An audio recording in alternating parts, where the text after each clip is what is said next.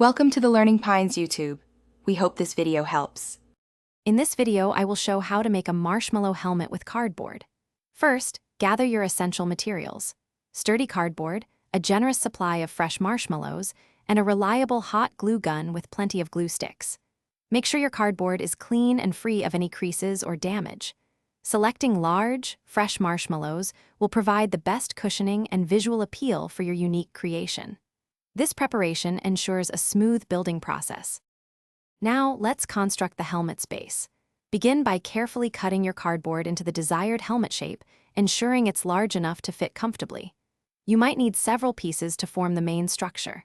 Use your hot glue gun to firmly attach these cardboard sections together, creating a robust frame. Remember to measure and adjust as you go, aiming for a snug but not overly tight fit around the head. This forms the foundation for your marshmallow masterpiece. With your cardboard frame ready, it's time for the fun part: adding the marshmallows. Apply a small amount of hot glue to a section of the cardboard. Quickly, before the glue cools, press a marshmallow firmly onto the glued area. Continue this process, working in small sections, until the entire outer surface of your helmet is covered. Ensure the marshmallows are packed closely together for a full, cushioned appearance. This creates the iconic marshmallow look.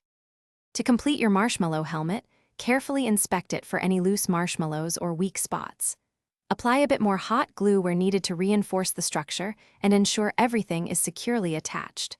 Allow ample time for all the glue to dry completely, which might take several hours, depending on the amount used. Once dry, your unique marshmallow helmet is ready. Remember to check the description for a link to the Owala water bottle and other great deals. Enjoy your sweet, soft creation. Thanks for watching. Consider subscribing if we helped you.